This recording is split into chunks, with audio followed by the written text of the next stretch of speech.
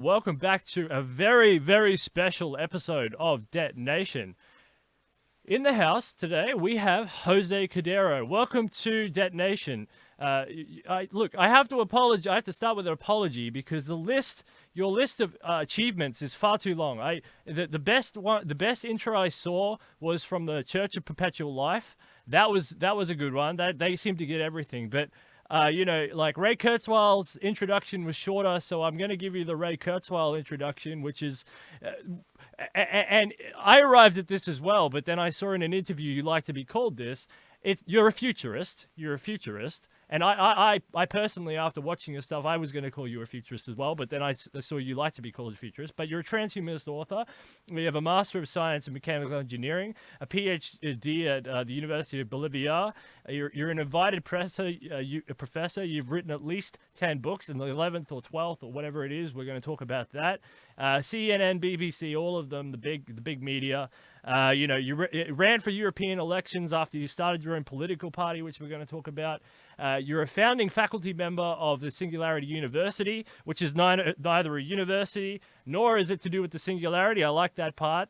I won't steal that right off you. I'll ask you about that. And your big one is the Millennial Project and the future of Latin America 2030. That was awesome. Recommended by 4 presidents. So, Jose, how would you introduce yourself? Because I know the list is just too big. I don't really know how to explain it all. Well, thank you, Steele. And I do like to introduce myself as a futurist. By training, I am an engineer and an economist from the Massachusetts Institute of Technology, MIT. And I have been looking into long-term trends every time since I went to college. And that is why I am a futurist, a transhumanist, a singularitarian, an immortalist, and also Plan B, a cryonicist.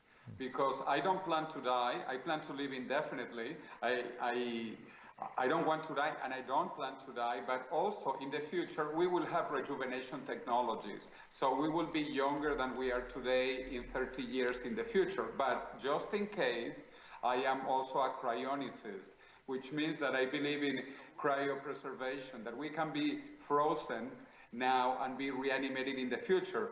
By the way, in Australia, next year, they will be creating the first cryonics facility in between Melbourne and Sydney. So that will be available as well in Australia. But I don't want to talk about dying or death because that is only Plan B. Plan A is to live long enough to live forever. And that is what I plan to do, and that is what I'm working on. In fact, that is why I took it into politics at the European Parliament. And I think many other groups are taking these ideas in their own countries, because this is the future. The future is not only to live longer, but better, healthier lives anywhere in the planet, and soon beyond our tiny planet. I believe that in 10 years, we will have the first human colony on planet Mars.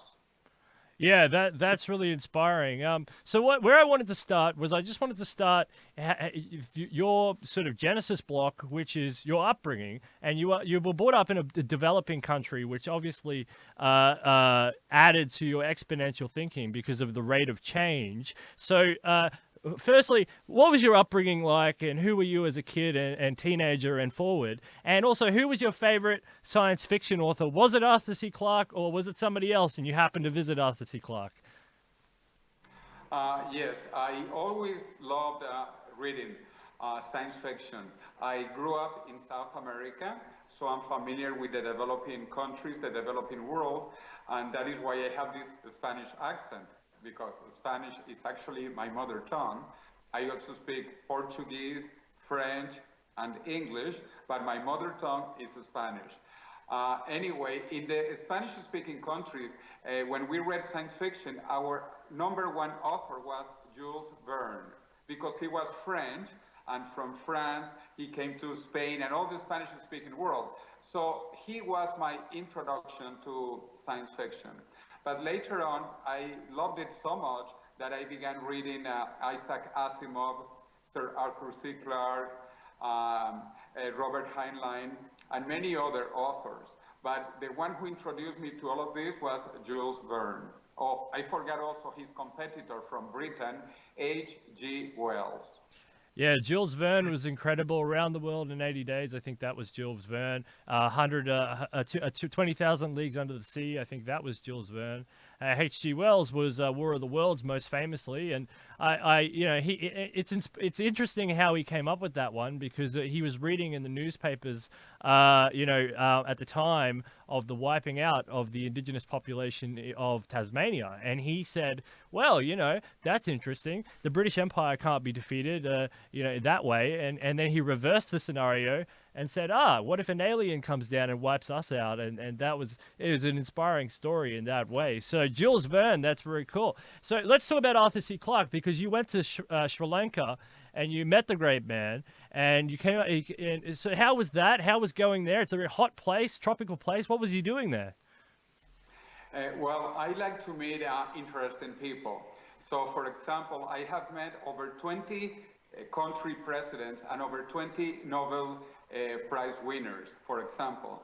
And I also like to meet people in many areas like science fiction. So I decided to visit Sir Arthur C. Clarke in Sri Lanka. And it was a fantastic place. He was a very funny person with British humor. So he was a bit sarcastic and a fantastic person. And sadly, he was paralyzed from the waist down because he had post-polio syndrome. And he told me he had two loves in his life. One was outer space, and the other one was the oceans, the sea. And that is why he also wrote a lot about the oceans and the space elevator going from Sri Lanka, where he was already living. He moved to Sri Lanka a long, long time ago, over half a century ago, and he died in Colombo. And I was lucky enough to visit him about a year before he died, and I published the last interview with him. And it was very funny because he was a great person, and he always was terrified if there was intelligent life in the rest of the universe. And he didn't know, and he was worried because he thought if we were the most advanced intelligence, we were not very intelligent, as an example. Yeah, there's a good quote from Us Science Fiction. I'm not sure if it's Arthur C. Clarke, but it says something like, "There's two terrifying options. It's either we're alone or we're the only ones. Oh, we're the only ones in the universe, or yeah." Anyway, it's some dichotomy like that, and it's very good. I'm not sure if it was him, but anyway, it's fantastic. And I know you work with the United Nations, so the Millennial Project is that one, and is that where you got to meet all these dignitaries? Oh, well, yes and no. I go to many international conferences, so I meet many of these people, but in some cases, I just go and visit them, like Sir Arthur C. Clarke. He didn't travel anywhere because he couldn't with post-polio syndrome, but he was so brilliant, so interesting a man that I decided to visit him. And the same with other people I want to meet. I have met with several famous writers in Spanish, like Mario Vargas Llosa, so I went to visit him and some other writers. So it is always fascinating to meet with people who are brilliant, who have good ideas, who think about the future, and who also combine reality and fiction, science and science fiction. All right, let's use that as a segue into something that's really important to me, and that's thinking about the future and how to do it correctly. Because on this show, we talk about the future a lot, and we get a jumble of information, but you've got a hypothesis, a roadmap to how to sort of think about the future. And I just want to go that towards with that down that, and let's work through that. So the attitudes towards the future, and you've got here a picture of an ostrich. Is a passive, suffer the future, reactive, firefighter, respond, proactive, insurer, prepare, and a preactive, insurer, prepare, and then proactive, builder, create. How did you come up with these? Did you come up with these, and how do we utilize this to think about the future? Well, actually, many futurists talk about this, that there are different ways to think and to work on future concepts, future ideas. Going from the basic and the worst possible way to be like an ostrich, very passive, and to hide your head underground. You don't want to see what is going to happen. You want to hide away. That is horrible. especially in our times now when things are changing very fast, and they are changing faster and faster because there is an acceleration of change. Actually, the only constant today is change. That is the constant, change. Anyway, so it is horrible to be passive and to hide yourself of the changes that are happening anyway. So a little bit better is to be reactive, like you react when there is a problem, like a firefighter when there is a fire. That is a little bit better than being passive. But something much better is to be proactive, when you try to prepare yourself for the future. For example, when you buy insurance, to be prepared for any problems or any liabilities that might happen eventually. But the best way is to be proactive, because we can create the future proactively. We can think about the scenarios, good scenarios and how to get to them, and bad scenarios and how to avoid those bad scenarios. So the best way to think about the future and actually to create the future is to be proactive. We need to think about the future, visualize scenarios, and work towards the best scenarios.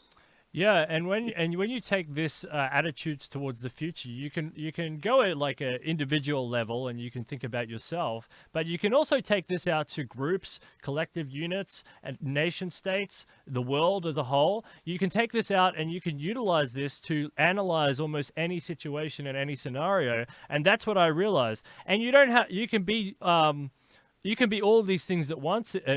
Also, I find myself as a pretty proactive person in some ways, but in some ways I'm very passive. And it's things I'm ignorant about, or it's things I don't really respond to, or I yet don't know exists, or in other things. So there's many ways to think about this, and I thought it was just a really mind-blowing little thought exercise that really helps me formulate a way to consider future events, and I thank you for bringing that to the public information and as a public service. So I thank you very much for that. The three laws of Sir Arthur Clarke. The first law: when a distinguished but elderly scientist states that something is possible, he is almost certainly right. When he states that something is impossible, he is probably wrong. I love that. What a gem. What do you think about that? Well, fantastic. Yeah, Sir Arthur C Clarke was a genius, really. And in fact, actually, not many people know it, but he was an electric engineer, and he actually made money in science fiction writing. So he changed his life from being an engineer after working in World War II to becoming famous writing about the future. Yeah, and the second law is the only way of discovering the limits of the possible is to venture a little way past them and into the impossible. That's another beautiful one. And the third one is actually one that I talk about a lot on this program. I knew it was from somewhere, and then I realized it was from Arthur C Clarke. And that's: any sufficiently advanced technology is indistinguishable from magic, and that is so true, because you can use the time warp analogy, the time travel analogy, just to prove that correct. You take a functioning mobile phone to the Iron Age, and it's magic. You take a functioning mobile phone to World War II, and it's magic. It's such an incredible thing. It makes me really excited about the technologies that are coming in the future, because I can see how it makes you really consider how people almost distrust technology in a way, because it's so incomprehensibly brilliant. Yeah, actually, the third law of the future of Sir Arthur C Clarke has a corollary. If you see a technology that does not look like magic, it is not advanced enough. So the future will seem like magic to us today. And actually, because things are accelerating, in the next 20 years, we are not going to see similar changes as in the last 20 years. No, we are going to see much more. We are going to see in the next 20 years more changes than in the last years. Technological changes, I repeat, in the next 2 decades, more technology than in the last 2 millennia. So this is incredible. There is an explosion of knowledge, an explosion of technologies, and we have seen nothing yet. Yeah, they talk about the Cambrian Explosion, and it's happening as we speak, and it's going to be absolutely incredible. And once we unlock those quantum computers, the calculations we can do are going to be absolutely phenomenal. Look, I studied geopolitics. I want to rock into some geopolitics because near the end of Charlie Cam and myself conversation, I started to talk about. I didn't realize this. I started to talk about how I saw the singularity, well, exponential curves within countries happening because countries were developing faster. Countries that took 200 years to develop were now developing in 10, 20, 30 years. Everything was happening a lot faster. And I sort of brushed it off. But then I saw your speech, and then I realized it was an actual theory that had some gumption to it. Is there accelerating returns inside of countries as well? Yes, indeed. And the first country that doubled its income per capita, its GDP per capita, was the United Kingdom during the Industrial Revolution. And it took almost 60 years, almost 60 years to double for the first time in a systematic way in human history, almost 60 years. Today, China has been doubling its income per capita every 7 years. And this is accelerating. Now, India is growing almost as fast as China was doing, and soon Africa as well. So there is a catching up effect, and countries are growing faster, especially poorer countries. They are catching up. They are leapfrogging development. And sometimes they don't need to build old infrastructure. Like they don't need, in Africa, fixed lines for telephones. We are jumping ahead from having no fixed lines to having mobile lines. Or even in China. In China, they went from bicycles now into electric cars. It's really fascinating. They are jumping ahead, leapfrogging, thanks to advances in technology. Yeah, they're starting from a higher base, which gives them a better advantage, and it's absolutely phenomenal. Look, when we're talking about GDP, you end up always talking about manufacturing, but you don't talk about manufacturing. You talk about something that's way cooler, mindfacturing. What's that? Yes, we are accustomed to manufacturing from the hand, from the manu. Now, in the future, it's going to be mindfacturing from the mindfacturing. In fact, the jobs of the future will come from imagination, creativity, innovation. All of these things are from the mind. Obviously, with the help of the rest of our bodies, our hands, our feet, everything, but it's created by our brains, our creativity. So we are transcending the traditional old manufacturing into the new mindfacturing. This is also interesting if we look at the famous pyramid of Abraham Maslow, the psychologist who talked about the hierarchies of human needs. At the bottom of the pyramid was the basic human needs: survival, shelter, food, sex, all those basic things to survive and to have a family. Then moving up the ladder, more and more things related actually to the mind, to self-realization, to imagination, to personal actualization. So I think this is what is going to happen also with the jobs of the future. If we look at it historically, it has happened already. Let's say 100,000 years ago, when humans lived in Africa, because we evolved in Africa. So 100,000 years ago in Africa, basically there were only two big jobs: hunters and gatherers. We basically spent all the time, all of our life, hunting animals and gathering fruits. That is what we did until agriculture was invented about 10,000 years ago. And then we had a new technology that allows us to do other things, and part of that was being a farmer. But then 200 years ago, the Industrial Revolution began, and we created many jobs, not only in industry, but in many other things. We created economists, journalists, um, doctors in many areas, engineers, etc., etc., etc. In the future, we will have more new jobs, more interesting jobs, more manufacturing jobs, and also higher up in the pyramid of needs, human needs, according to Abraham Maslow. Yeah, and especially with all the new transhumanist technologies like 3D printing and robotics and other things, a lot of those needs on the bottom end of the scale of this of Maslow's hierarchy are just going to be automatically fulfilled. I mean, it's almost happened now. There's a surplus of there's a surplus. There's problems with distribution. So there's houses that are sitting empty that don't have people in them. So, but that's a problem with the distribution network. But the houses are there. The people could be in them, you see. So it's and in the future, we'll be able to develop houses and things. So the shelter is gone. A vertical farming, there's already a swath of agriculture. There's a lot of grains and foods. If we can fix some of the climate change issues, there is a huge surplus of foods there. It needs to be distributed in a good way. There's a distribution issue, but yeah, a lot of those bottom needs are automatically filled in the new society, you're right. We have to worry about what's up higher on those needs, up towards spiritual things, up the top there.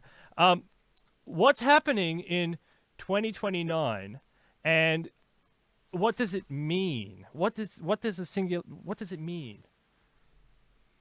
Yeah, the date of the singularity was given by my friend, also from my alma mater from MIT, the engineer Ray Kurzweil.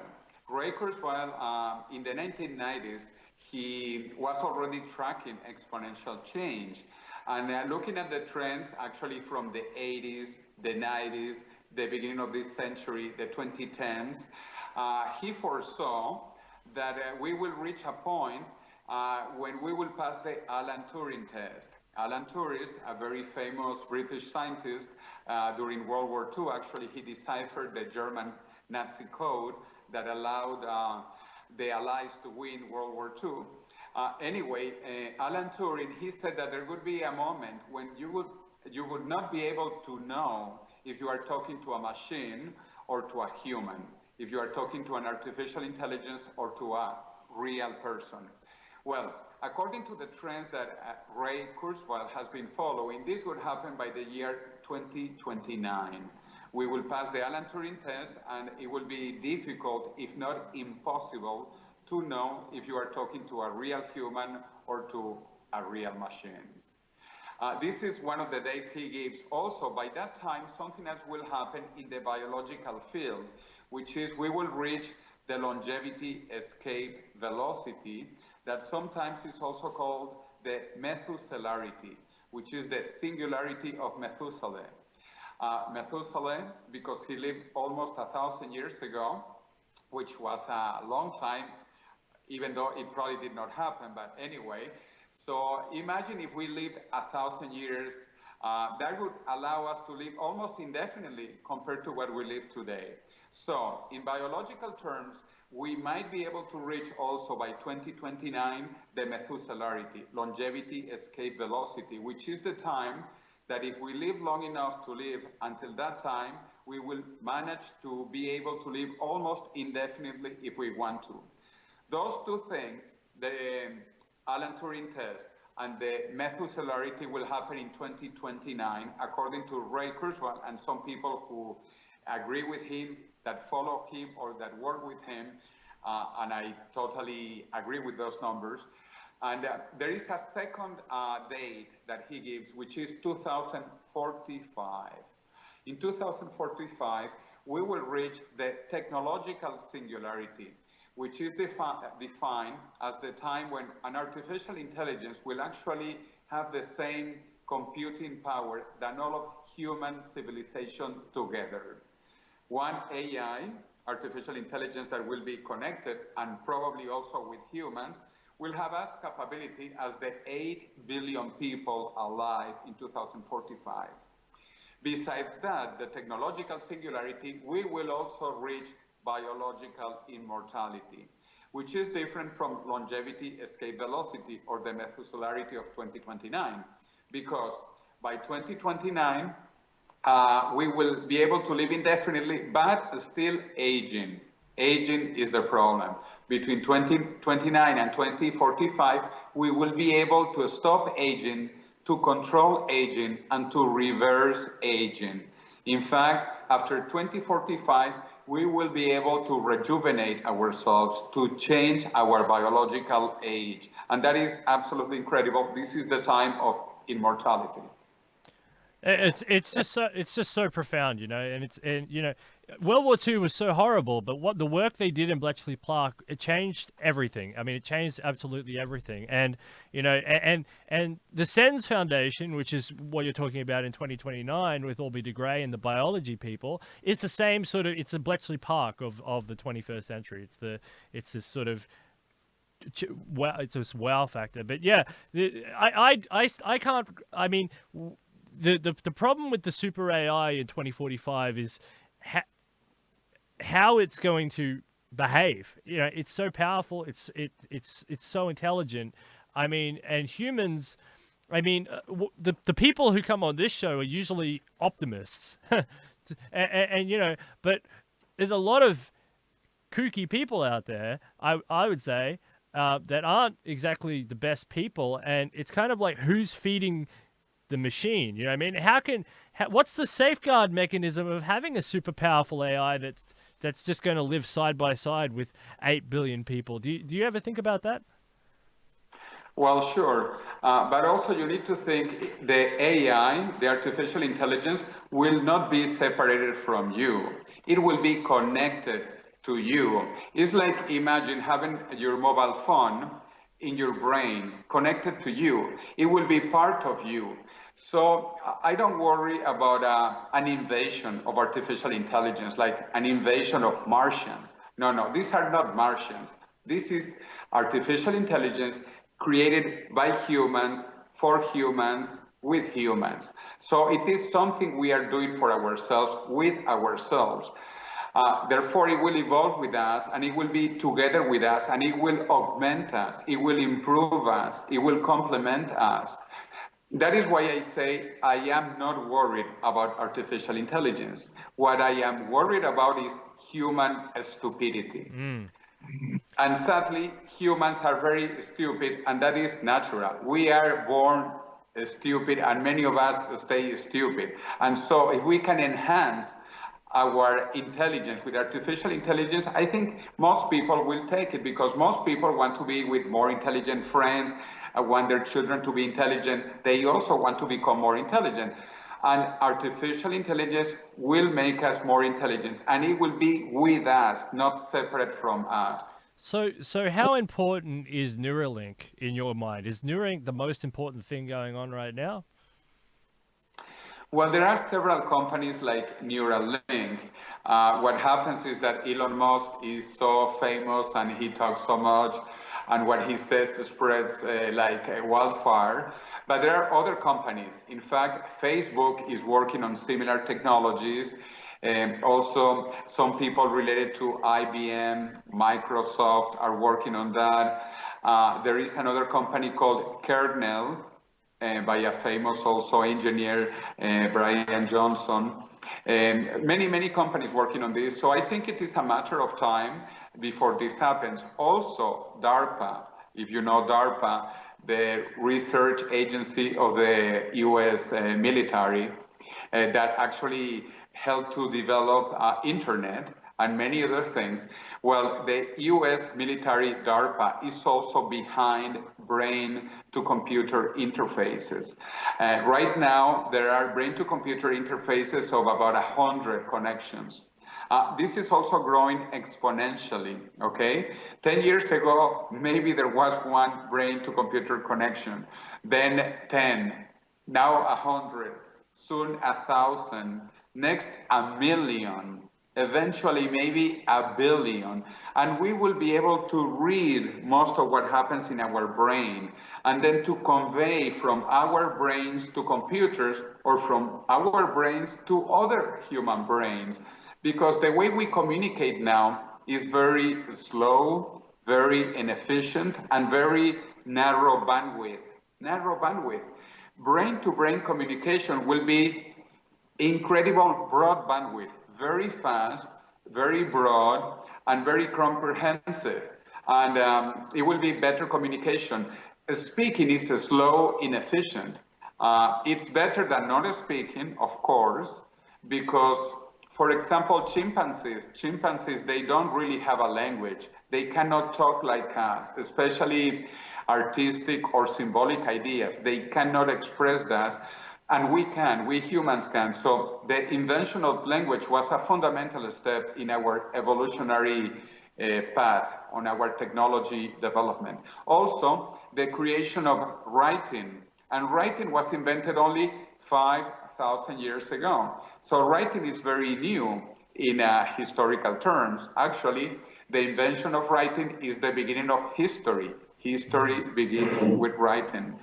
So we will have a history, trans-history, post-history, when we communicate from brain to brain. It will be a fantastic communication. There will be less problems and less misunderstandings because we will communicate better. In fact, I can think in Spanish and you can think in Australian English, and we will have a Chinese person or a Russian or whoever, and we will communicate better because it will be from our brains, from our minds, at broad bandwidth, very fast. You mentioned a very interesting thing there. You were talking basically about a brain reverse engineering project. Do you think the brain is the most sophisticated tool? It's object, computer. I don't know what you want to describe it as, biological thing. I don't know. In the universe, known universe. Do you think that reverse brain engineering and analyzing the brain and looking at it could be done with the current technology, or do we need to wait for an AI or some assisted AI help to more sophisticated AI to help us understand ourselves? I mean, because I know we're objects of our own subjective inquiry, but maybe we can. Do you think we can understand it, or do you think we just need assistance from AI in order to do a project like reverse brain engineering? Well, first of all, as you said, as far as we know, the brain, the human brain, is the most complex structure in the known universe. Maybe tomorrow, some Martians arrive on Earth and they have bigger brains than we do. But until that time, there is nothing that we know more complex than the human brain. And the human brain, after all, is not that complex. Not only that, it evolved from simpler brains. We are almost 99% genetically equal to a chimpanzee.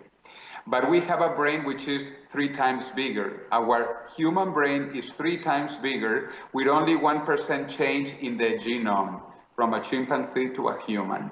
I think our brains are sophisticated enough to understand or to develop the technology to understand the brain and to build, to create, to construct bigger brains, faster brains, more connected brains.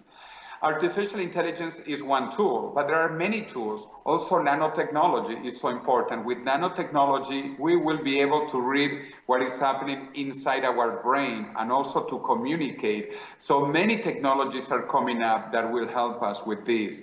The importance of AI, artificial intelligence, is because it can handle big data. And when we talk about the brain, we are talking about big data, because the brain has 100 billion neurons. Each one of those neurons has at least 1,000 connections called synapses. So we're talking about 100 trillion synapses. And each synapses computes at different frequencies, 10 hertz, 100 hertz, more or less, depending. There are alpha waves, beta waves, gamma waves, new waves in the brain. There are many types of waves in the brain. So it is incredible. We are talking about trillions and trillions of computations. And for that, we need big data and we need AI. But to communicate again, nanotechnology is important because it will allow us to read that information. And AI will allow us to understand what we are reading and to communicate what we are reading. Yeah, let's talk about that because you know the four big ones are nanotech, biotech, information technology, and cognitive technology. We've already talked about cognitive technology a little bit, but you know, what do you see? Where do you see nanotechnology today, and where do you see it going in the future? Well, nanotechnology is basically beginning in a way. Nanotechnology is today at the level that computer science was 40 years ago. So it is just beginning and it is growing exponentially, like all of these technologies grows exponentially. So we are going to see incredible things in the next 20 years, 30 years. In fact, we will be able to work at the atomic level and to put an atom where we want the atom to be. So there will be no extra atoms or missing atoms in anything we want. So it is possible that in 20 years, there will no longer be garbage. There will be no waste. There will be no garbage because we will be able to rearrange atom by atom what we call garbage today. And we will create different structures. In fact, with nanotechnology, it is expected that we will be able to create a kilogram of anything. Imagine a kilogram of caviar or a kilogram of a diamond for $1 with nanotechnology.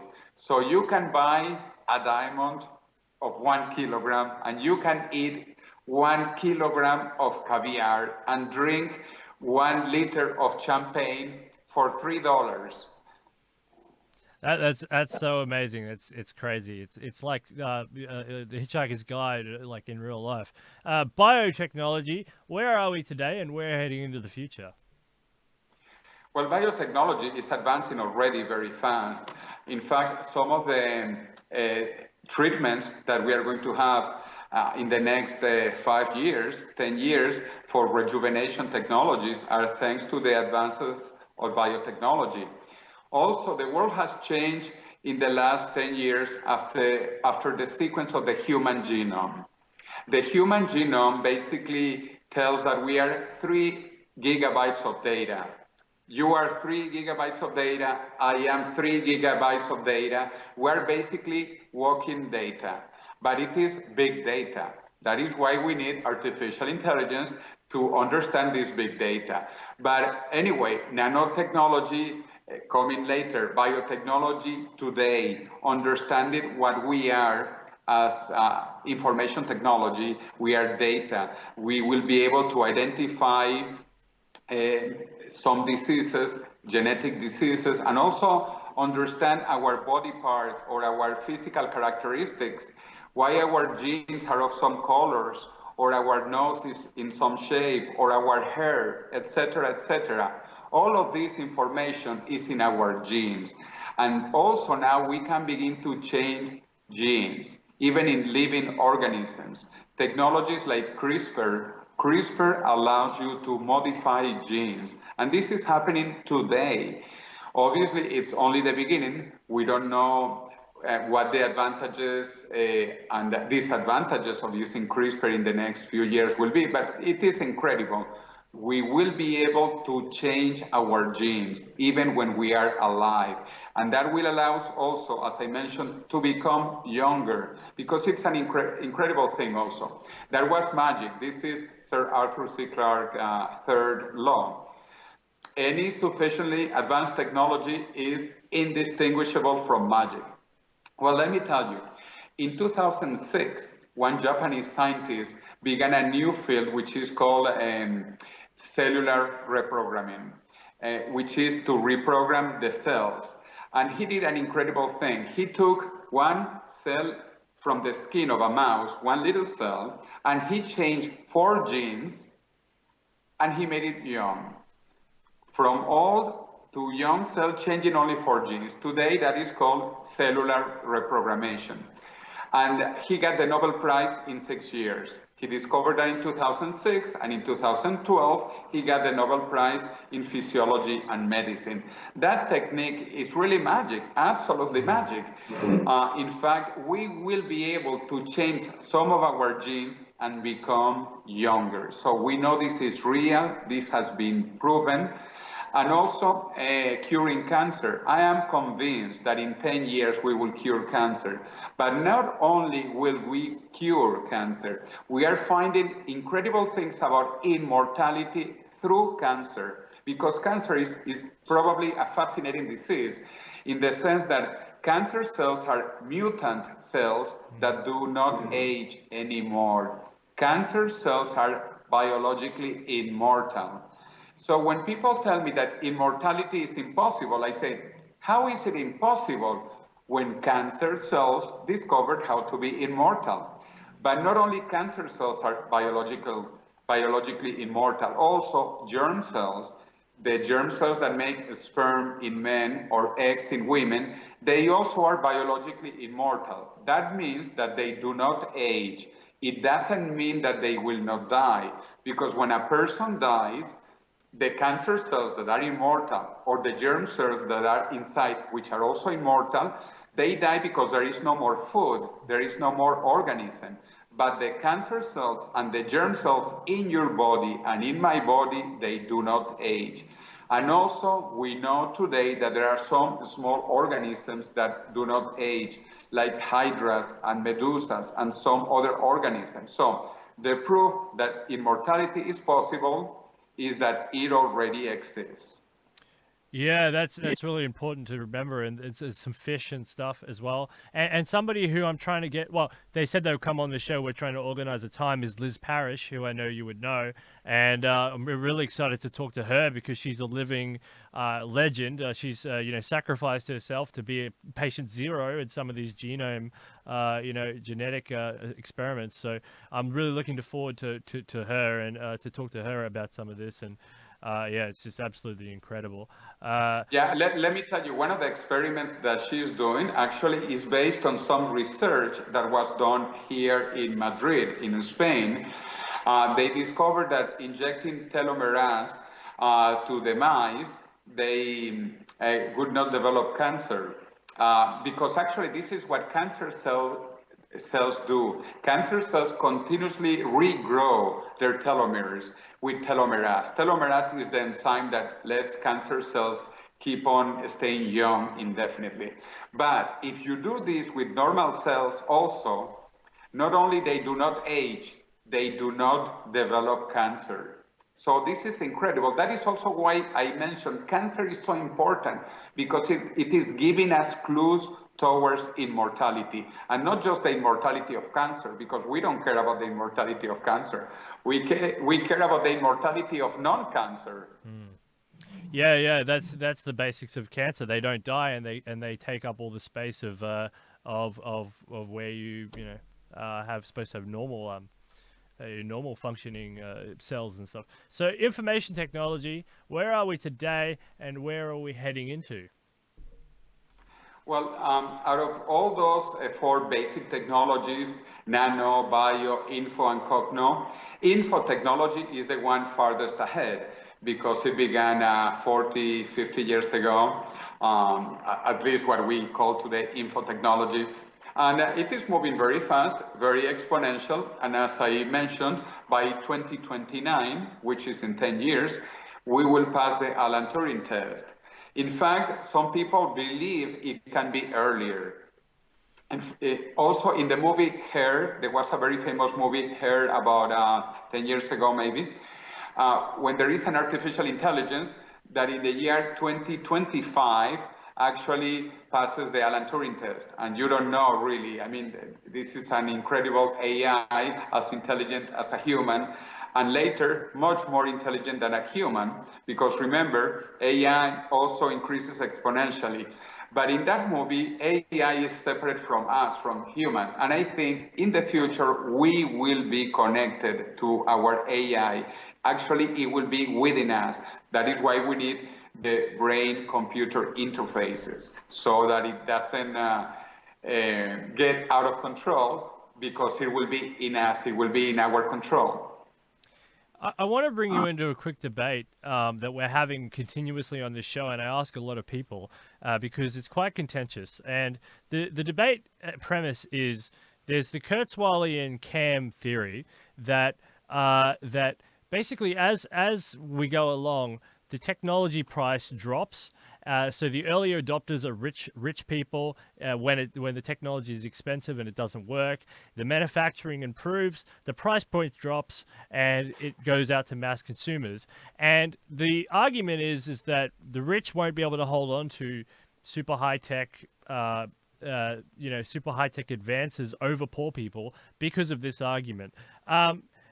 Do you buy that argument? Do you think it's a good argument? Do you think that the rich, these technologies are going to be distributed in a socially equitable way, or do you think they're going to be held for the rich? I think this will be accessible to anybody who wants it. Like actually today, anybody who wants a mobile phone has a mobile phone. Anybody, anywhere, anytime, even in the poorest places in India, in the poorest places in Africa, if you want a mobile phone, a cell phone, you have a cell phone. Because there are companies, in fact, in China and now in India, making mobile phones for less than $20. So everybody, if they want it, they have access to a mobile phone. Also, the sequence of the human genome. The first time it was sequenced, it cost an incredible amount, $3 billion. And it took 13 years for one single human genome. $3 billion, 13 years. Today, in 2019, you can sequence your complete genome in one day for about $100 today. And very soon, it will be almost free,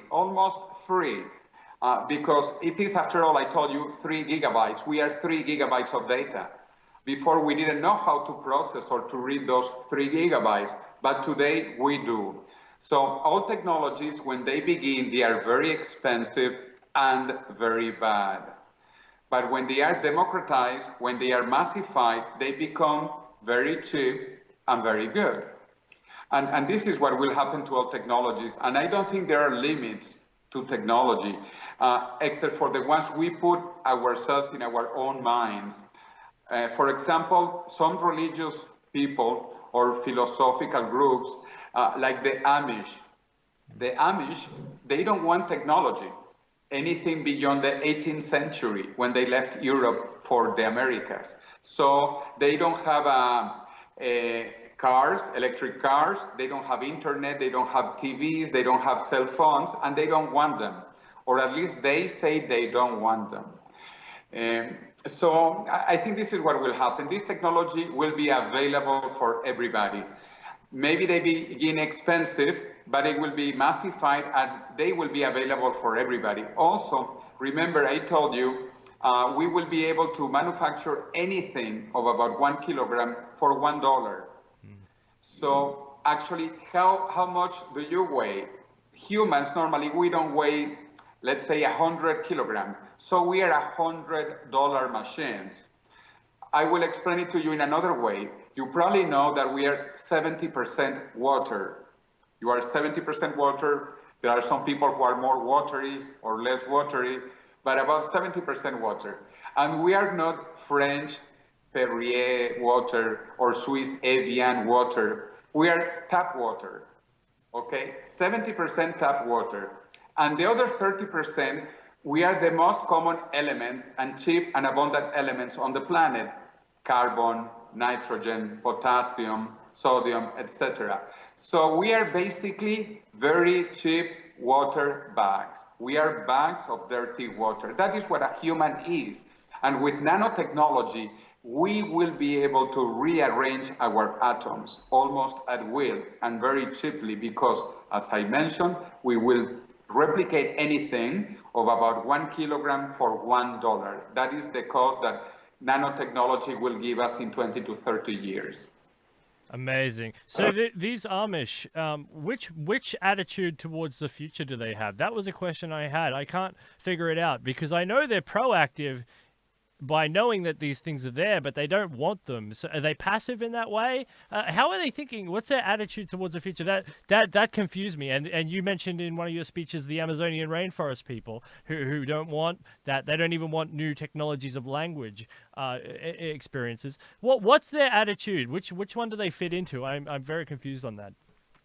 Well, I think they are very passive. They are like ostriches.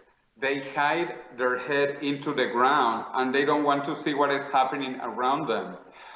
As you mentioned, I grew up in South America, and we have some Indians in the Amazon jungle.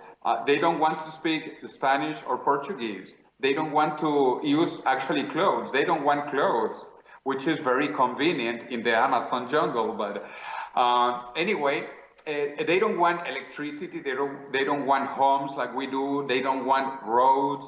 They don't want books. They don't want watches. They don't want any technology. And you cannot force them. If they don't want it, what can we do? But I think the children, if they are open-minded and they see the advantages of living longer, healthier, richer, wealthier lives, they might take it. But anyway, this is an option. It's like immortality. I do believe we will be able to live long enough to live forever after 2029. And by 2045, as I said, we will have rejuvenation technologies. But this will not be forced on people. In fact, this should not be forced on people.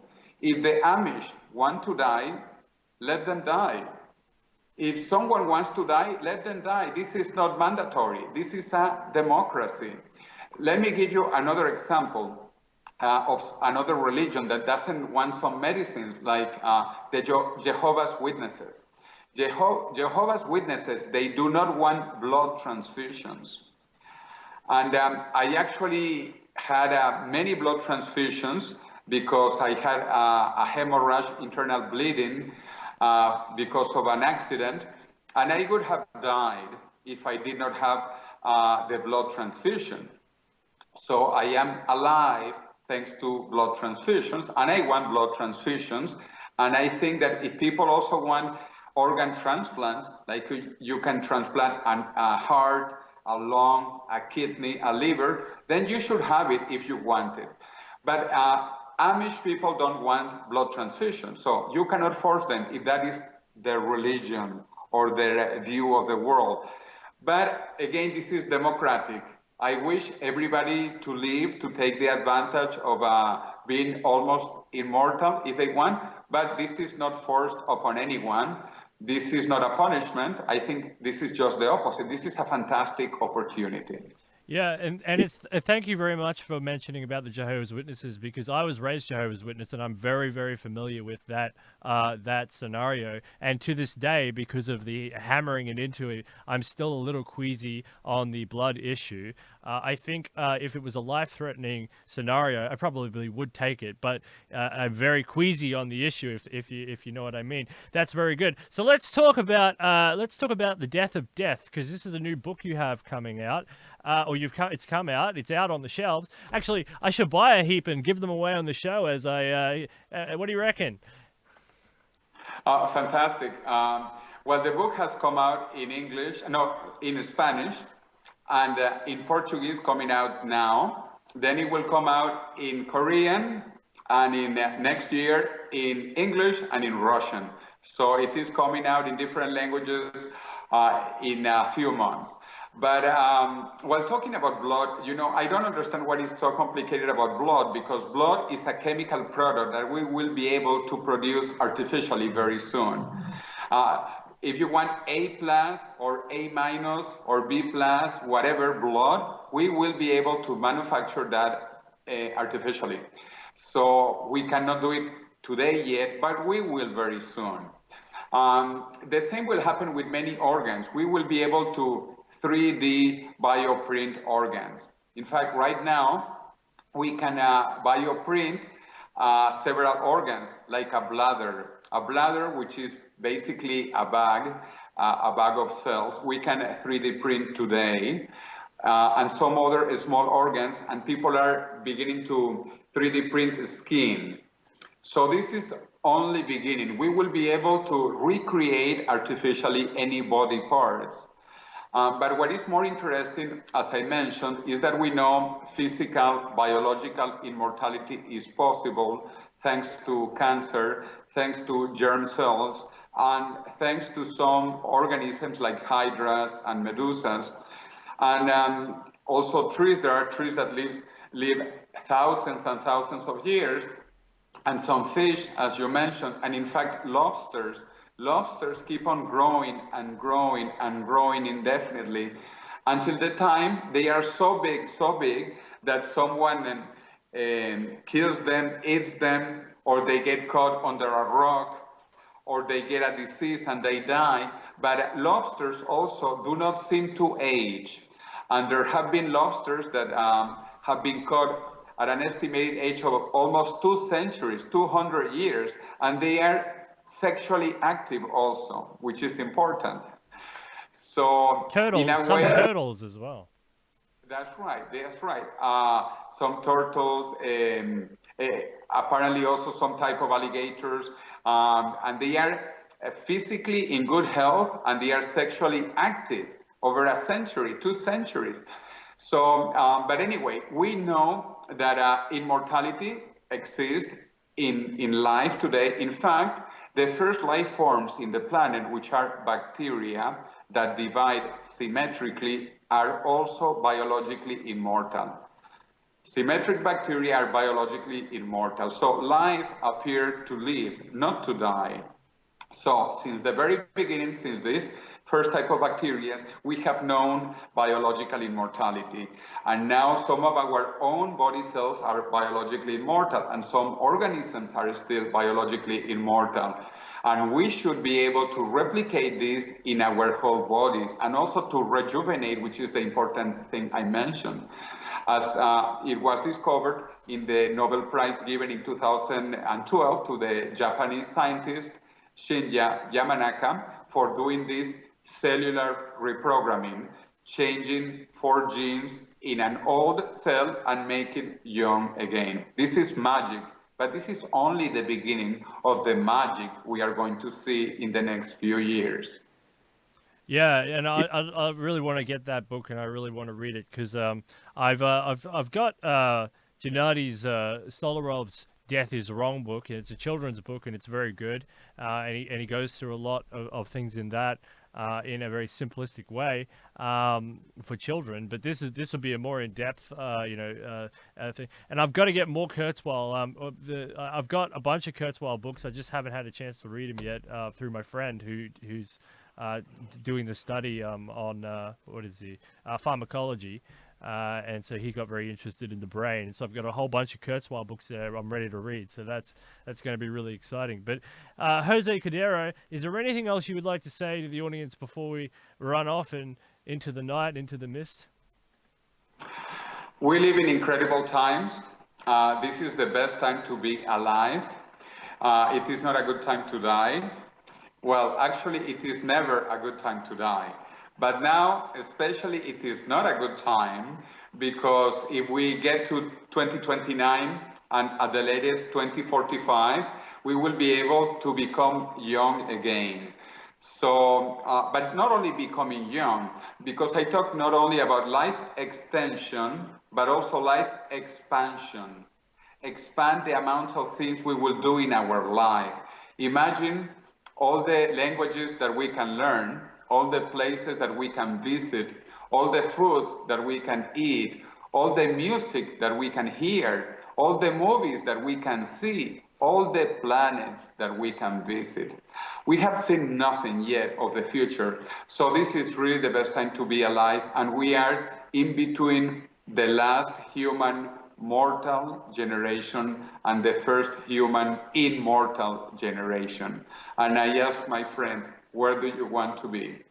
And we've been through this paradigm shift a few different times from from being cells to monkeys to where we are now. I mean, we've been through this shift before. It's just now we're actively conscious of it, and we have to be prepared. We have to be ready because, the budgets for both the corporations and the governments, and they're locked in, and the train is rolling, and we have to wake up consciously as a society and demand that that we sort of ethically and consciously approach these in a very calm, coordinated, intelligent way, and everything can be all right, and can be we can end up having a great future. We don't need to fuss too much, but we have to stand up as citizens and know some of these things, and have intelligent debates and discussions about these, and know how to talk to our politicians, and make sure our politicians in our countries understand some of these issues, because it's going to impact them whether they like it or not. And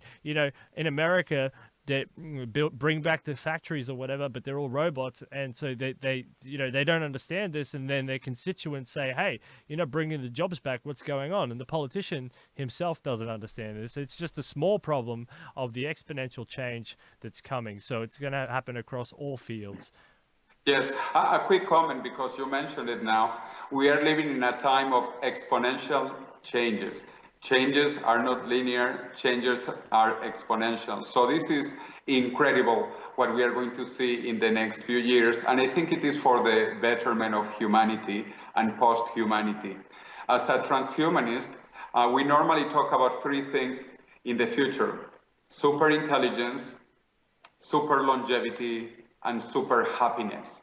We have the technology to be super happy, super longevous, and super intelligent. In fact, I emphasize so much technology, not because I am an engineer, but because technology is what makes us different from animals. Yeah. Humans without technology are like animals, like the people living in the Amazon jungle. They live like animals even today, and they don't want anything of technology, anything of the modern world. What makes us different from animals is technology. And more technology actually makes us more human, because we keep on moving up the Abraham-Maslow pyramid. The more technology we have, the more we move into manufacturing, using our higher capabilities. And that is why I like technology so much, and I like transhumanism, because I want to transcend the current limitations of humans to become transhumans, to be enhanced humans, to be post-humans, to be augmented humans, to be something much better than we are today. Because I think we are good, but we can be much better. And this is like love.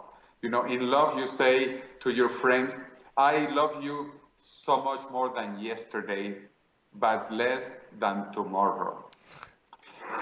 The future is like that. The future is going to be so much better, and we have to be optimistic also. It is important to be optimistic. We have to look at the world like a glass half full, not half empty, because most of the things that happen begin in our minds. And if our minds are positive, then we can change positively the world. So we have to be optimistic, we have to be positive, and we have to use technology to become better humans.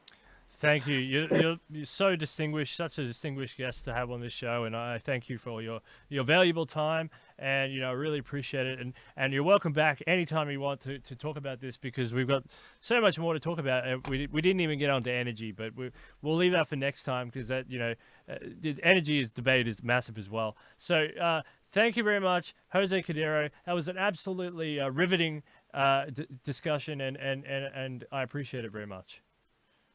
Okay, live long and prosper. All right, and watch Detonation.